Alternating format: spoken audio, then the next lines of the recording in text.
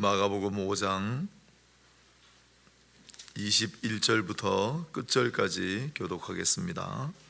마가복음 5장 21절입니다.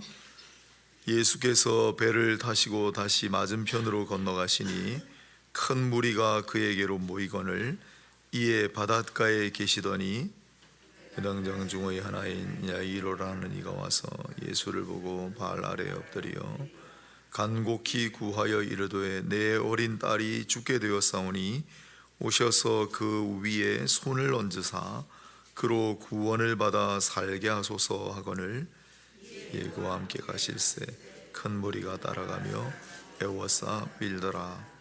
12해를 혈루증으로 알아온 한 여자가 있어 많은 의사에게 많은 괴로움을 받았고 가진 것도 다 허비하였으되 아무 효험이 없고 도리어 더 중하여졌던 자에 예수의 소문을 듣고 무리 가운데 끼어 뒤로 와서 그의 옷에 손을 대니 이는 내가 그의 옷에만 손을 대어도 구원을 받는 줄 생각하니라. 이에 그의 혈루 근원이 곧 마름에 병이 나은 줄을 몸이 깨달으니라. 예수께서 그 능력이 자기에게서 나간 줄을 곧 스스로 아시고 무리 가운데서 돌이켜 말씀하시되 누가 내 옷에 손을 대었느냐 하시니 제자들이 여짜오되 무리가 애워싸 미는 것을 보시며 누가 내게 손을 대었느냐 물으시나이까 하되 예수께서 이 일 행한 여자를 보려고 둘러보시니 여자가 자기에게 이루어진 일을 알고 두려워하여 떨며 와서 그 앞에 엎드려 모든 사실을 여쭈니 예수께서 이르시되 딸아 네 믿음이 너를 구원하였으니 평안히 가라 네 병에서 놓여 건강할지어다. 아직 예수께서 말씀하실 때에 회당장의 집에서 사람들이 와서 회당장에게 이르되 당신의 딸이 죽었나이다 어찌하여 선생을 더 괴롭게 하나이까. 예수께서 그 하는 말을 곁에서 들으시고 회당장에게 이르시되 두려워하지 말고 믿기만 하라 하시고 베드로와 야고보 형제 요한 외에 아무도 따라옴을 허락하지 아니하시고 회당장의 집에 가서 함께 가사 떠드는 것과 사람들이 울며 심히 통곡함을 보시고 들어가서 그들에게 이르시되 너희가 어찌하여 떠들며 우느냐 이 아이가 죽은 것이 아니라 잔다 하시니 그들이 비웃더라. 예수께서 그들을 다 내보신 후에 아이의 부모와 또 자기와 함께 한 자들을 데리시고 아이 있는 곳에 들어가사 그 아이의 손을 잡고 이르시되 달리다굼 하시니 번역하면 곧 내가 네게 말하노니 소녀야 일어나라 하심이라. 소녀가 곧 일어나서 걸으니 나이가 12살이라 사람들이 곧 크게 놀라거늘 함께 읽겠습니다. 예수께서 이 일을 아무도 알지 못하게 하라고 그들을 많이 경계하시고 이에 소녀에게 먹을 것을 주라 하시니라. 아멘. 자, 달리다굼 나오는 유명한 본문이죠. 달리다굼 제목 삼아 함께 말씀을 묵상하도록 하겠습니다. 마가복음은 제일 처음 기록된 복음서라고 생각하고 특징은 간략합니다. 간단간단한데 마가복음은 최대한 압축해가지고 요약사수라는 게 특징인데 이 짧은 분량 속에 비교적 긴 내용을 다루고 있는 본문이 4장과 5장입니다. 4장은 씨 뿌리는 비유를 굉장히 길게 다루셨고 다른 병행구절 마태복음이나 누가복음과 비교해도 마가복음의 씨 뿌리는 비유가 굉장히 깁니다. 그리고 5장에 나오는 이 이야기 오늘 본문을 다 읽었지만 21절부터 43절까지 기나긴 본문을 통해 달리다굼의 이야기를 하시고 또 그 안에 끼어있는 하나의 또 작은 이야기 혈루증 앓는 여인의 이야기를 붙여놓으셨습니다. 이 두 이야기는 상당히 유사점이 많다. 어떤 유사점이 있냐면 혈루증을 앓은 기간이 12년쯤 됐을 거예요. 그런데 제일 마지막에 보면 소녀도 12살입니다.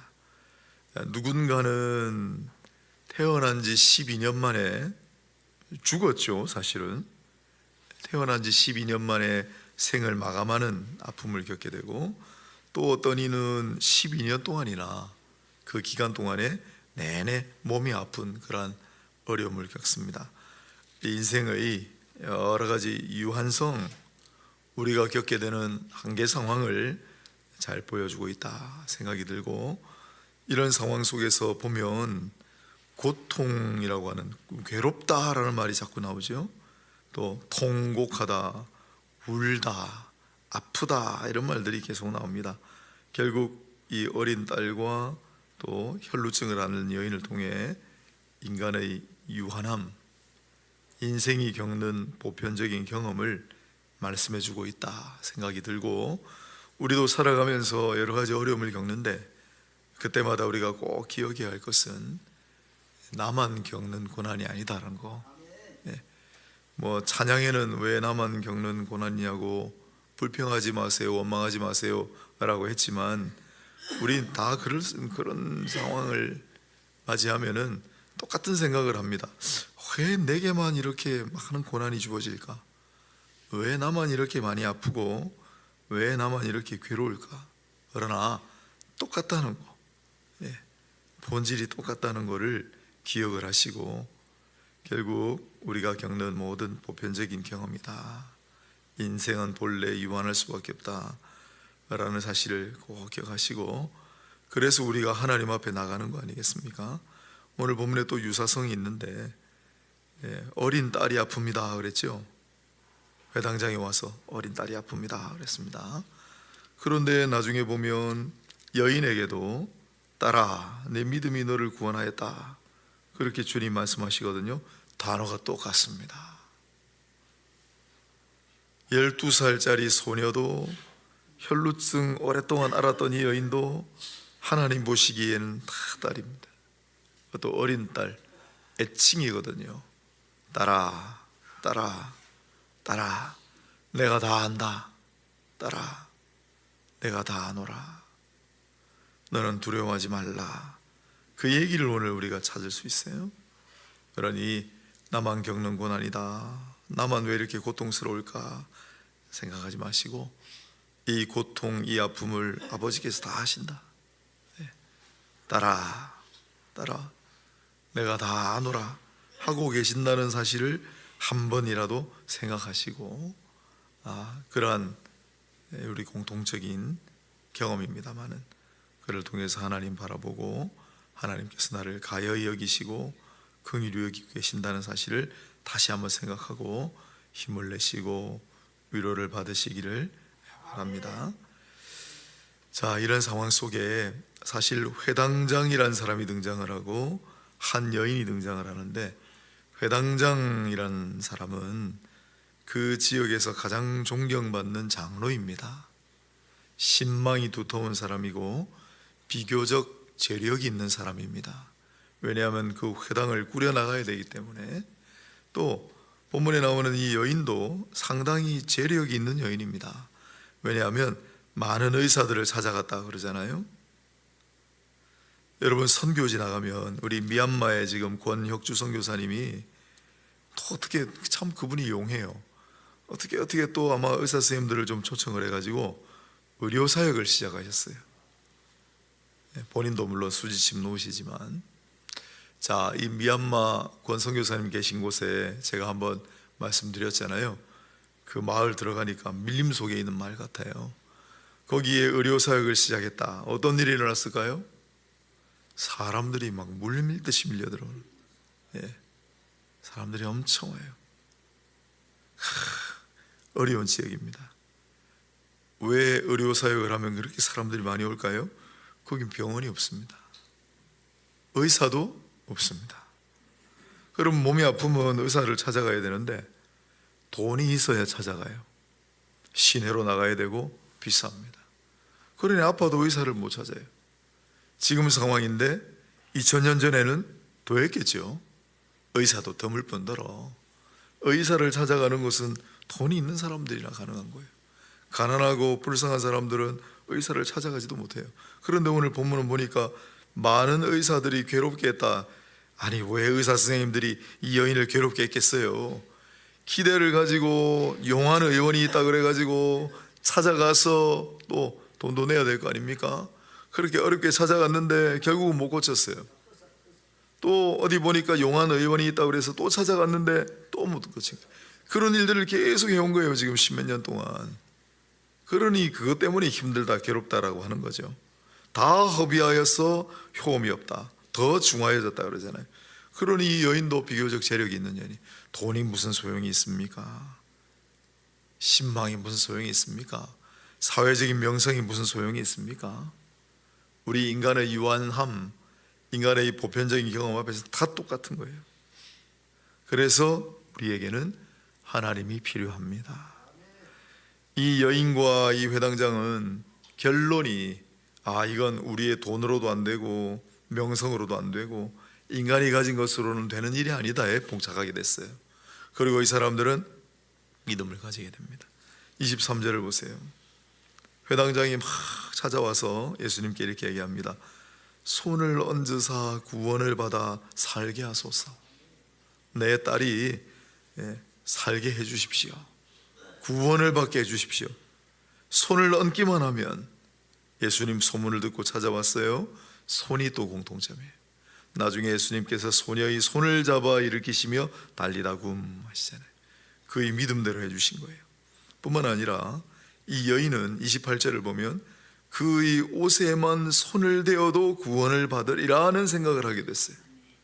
그의 옷에만 손을 대어도 구원을 받으리라. 한쪽은 예수님 오셔서 내 딸에게 손을 대셔서 구원을 허락하여 주소서, 또 한쪽은 내가 그의 옷에만 손을 대어도 구원을 받겠다라는 작고 연약한 믿음이 있었습니다.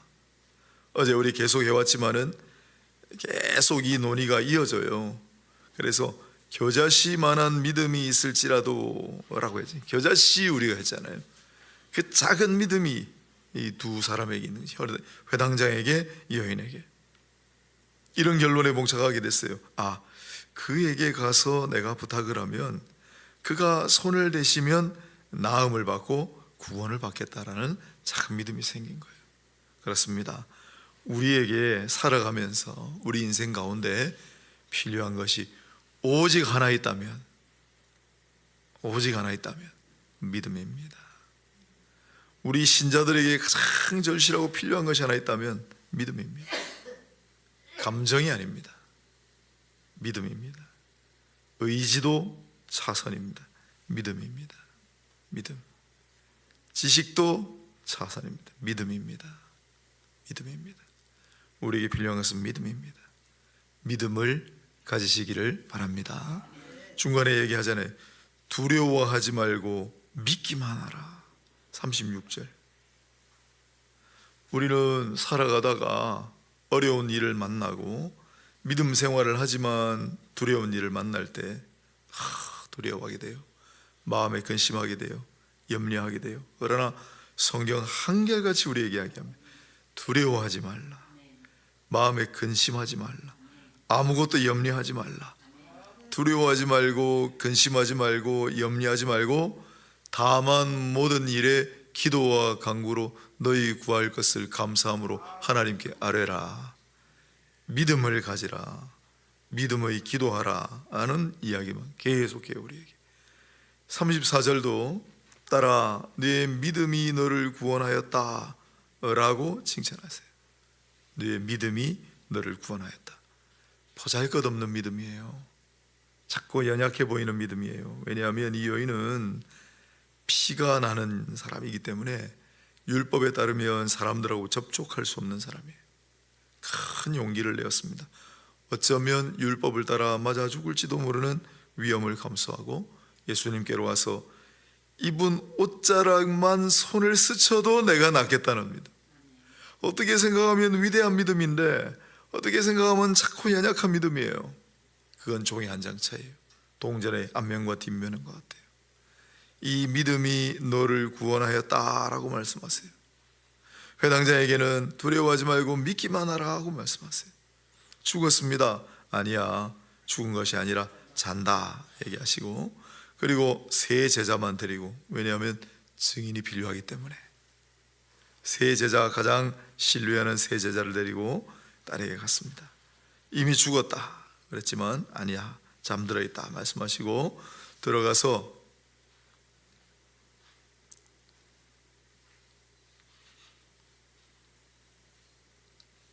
38절 심히 통곡함을 보시고 39절 어찌하여 떠들며 우느냐 이 아이가 죽은 것이 아니라 잔다. 40절 그들이 비웃더라 그랬어요. 그들이 비웃더라. 또 많은 사람들이 예수님을 은근히 조소하는 내용이 앞에 나옵니다. 31절이에요. 제자들이 여짜오되 무리가 애워서 미는 것을 보시며 누가 내게 손을 대었느냐 물으시나이까. 누가 내게 손을 대었느냐. 아이고 선생님 참 답답하십니다. 이렇게 사람들이 애워서 미는 걸 지금 못 보십니까? 그런데 누가 손을 댔는지 누가 압니까? 이 얘기잖아요. 이 아이가 죽은 것이 아니라 잔다 그랬더니 그들이 비웃더라 그랬어요. 사람들은 그렇게 생각하죠. 우리도 가끔 그렇게 생각할 때 있어요. 하지만 믿음을 가져야 합니다. 순수한 믿음을 가져야 합니다. 흔들리지 않는 믿음을 가져야 합니다. 초자연적인 역사를 향한 믿음을 가져야 합니다. 기적을 향한 신뢰를 가져야 합니다. 상식적으로 합리적으로 생각하면 말이 안 되는 거예요. 죽었는데 왜 잔다고 할까? 많은 사람들이 애워서 밀치는데 누가 나에게 손을 대었느냐고 왜 말씀하시지? 그러나 우린 믿어야 합니다. 믿어야 합니다.